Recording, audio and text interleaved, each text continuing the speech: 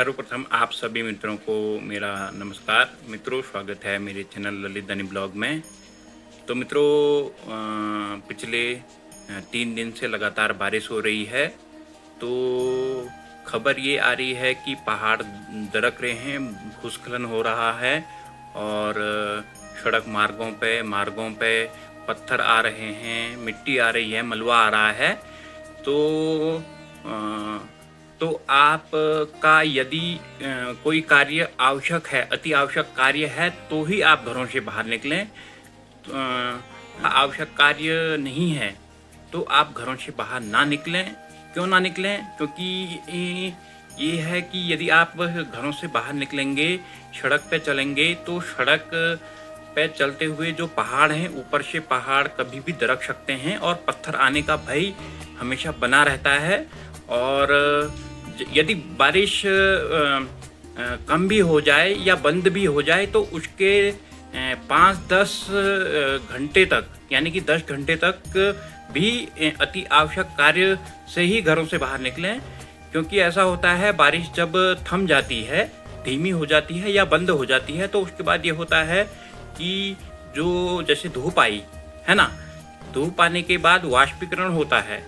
मतलब जो जमीन ने जो पानी सोखा था, वो शोषित हुआ था, जो पानी वर्षा का, वो उड़ने लगता है भाप में उड़ने लगता है। जो पत्थर के चारों तरफ की मिट्टी होती है, वो मिट्टी जो है पिघल जाती है। पिघलने के बाद जैसे एक कोई चट्टान है या छोटा पत्थर है, उस पत्थर के चारों तरफ के किनारों की जो मिट्टी है, वो मिट्टी पिघलने के कारण वो हट जाती है। तो उतनी जगह वो खाली हो जाती है, वो स्थान खाली हो जाता है। तो चट्टान को रोकने के लिए या पत्थर को रोकने के लिए तो कोई चीज़ होती नहीं है। तो चट्टान या पत्थर जो है, पत्थर के टुकड़े या बड़े बड़े जो पत्थर के टुकड़े हैं, वो नीचे दरकने लगते हैं, नीचे आने लगते हैं, सड़क की ओर नीचे गिरने लगते हैं। क्यों? क्योंकि उनको किसी चीज़ का सहारा नहीं मिलता अपने टिकने के लिए। पहले तो सहारा किस चीज़ का था? मिट्टी का था, मृदा का था। तो इसे मृदा अपरदन कहते हैं। मृदा बहती है, मिट्टी बहती है, तो उसके साथ जो पत्थर हैं वो भी नीचे आते हैं। यदि आप सड़क मार्ग पे चल रहे हों या मार्ग पे चल रहे हों, तो ध्यान दें कि भाई ऐसी स्थिति में आप मतलब सावधानी के साथ चलें। देखें, आज मतलब ऊपर नीचे देख के चलें कि भाई कहीं कुछ ऐसा तो नहीं है, कहीं वृक्ष तो नीचे नहीं आ रहे हैं। ऐसा होता है कि वृक्ष जो है, मिट्टी जो है, वृक्ष की जड़ों को, जो वृक्ष के जो पेड़ के जो जड़ें होती हैं, रूट होती हैं, उनको पकड़ के रखती है मिट्टी। अब मिट्टी ये है, अभी बरसात 3-4 दिन से लगातार बरसात हो रही है, तो मिट्टी पिघल गई है। पिघलने के कारण ये हो गया है कि मिट्टी जो है बहुत मतलब हल्की हो गई है। हल्की होने के कारण मिट्टी बह गई है और वृक्ष की जड़ों से बाहर हो गई है मिट्टी, है ना। तो बाहर हो गई है, तो ऐसे में पेड़ नीचे आने का भी भय बना रहता है। तो आप जब भी घर से बाहर निकलें, तो आवश्यक कार्य हेतु ही घर से बाहर निकलें। अनावश्यक कार्य के लिए घर से बाहर अभी नहीं निकलें, जब तक कि बारिश थम नहीं जाती, या थमने के बाद भी 5-6 घंटे आप आवश्यक कार्य के लिए ही, अति आवश्यक कार्य के लिए ही घर से बाहर निकलें। और तो आजकल ये 3-4 दिन से ये हो रहा है कि भाई घर से बाहर निकलना बड़ा दुर्लभ हो रहा है। तो मैंने सोचा कि भाई घर से बाहर तो निकल नहीं सकते, अंदर अंदर ही ऐसा क्या कार्य है जो किया जाए। तो मैंने सोचा कि आपको इस विषय में थोड़ी जानकारी दूं।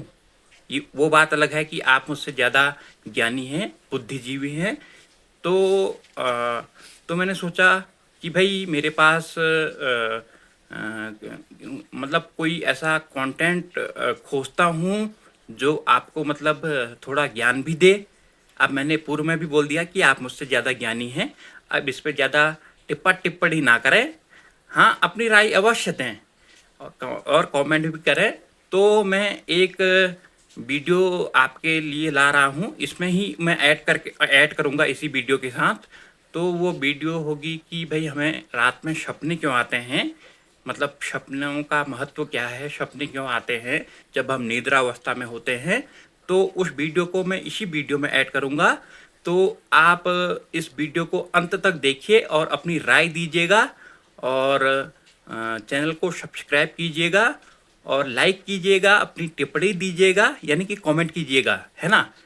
तो वीडियो को आरंभ करते हैं, पुनः आरंभ करते हैं उसी वीडियो के साथ जो इसमें मैं ऐड करूँगा। आप सभी मित्रों का स्वागत है मेरे चैनल ललितानी ब्लॉग में। मित्रों, आज मैं बात कर रहा हूँ रात में जो हमें सपने आते हैं उनकी। जब हम सोते हैं निद्रा अवस्था में हमें स्वप्न यानी सपने आते हैं। सपने में हमें कुछ न कुछ दिखाई देता है। इसका मतलब है कि हमारा शरीर विश्राम अवस्था में होता है, परंतु दिमाग नहीं। दिमाग सदैव जागा रहता है।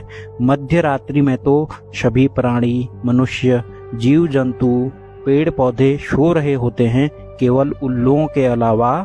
मैं अभी प्राणियों की बात कर रहा हूँ, परंतु दिमाग सदैव जागा ही रहता है।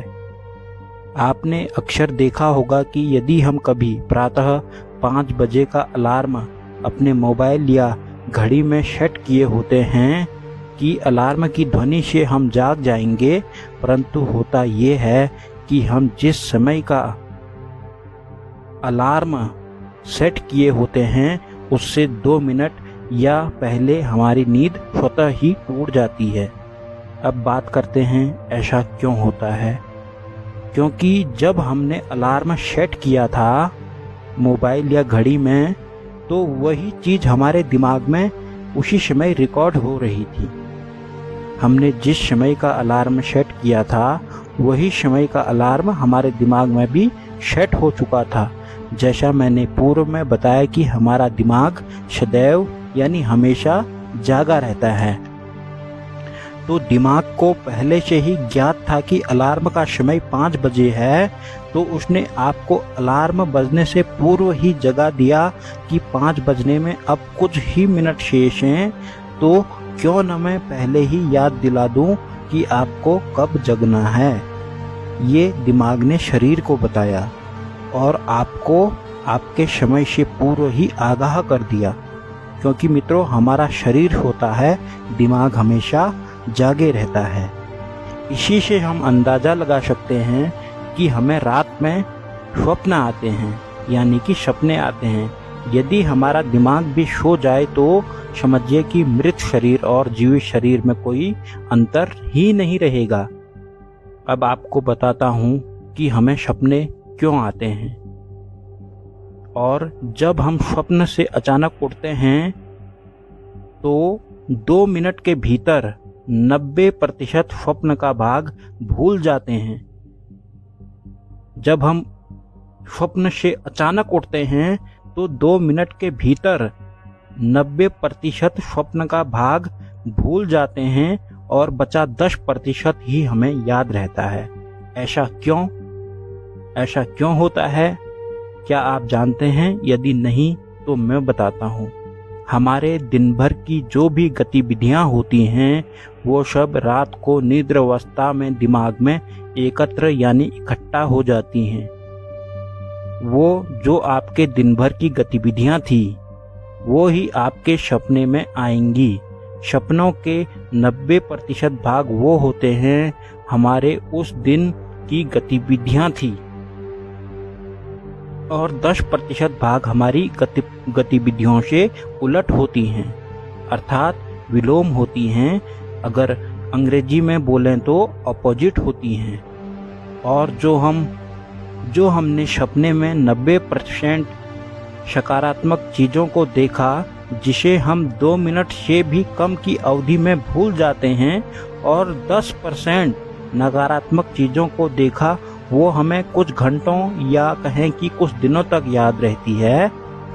हम दिन भर में जो भी सोचते हैं या किसी के प्रति हमारा विचार आता है तो वही आपके दिमाग में घूमेगा और उसकी एक चेन दिमाग में बन जाती है, जो रात में निद्रा के समय हमें सपनों के द्वारा हमें दिखाई देती है।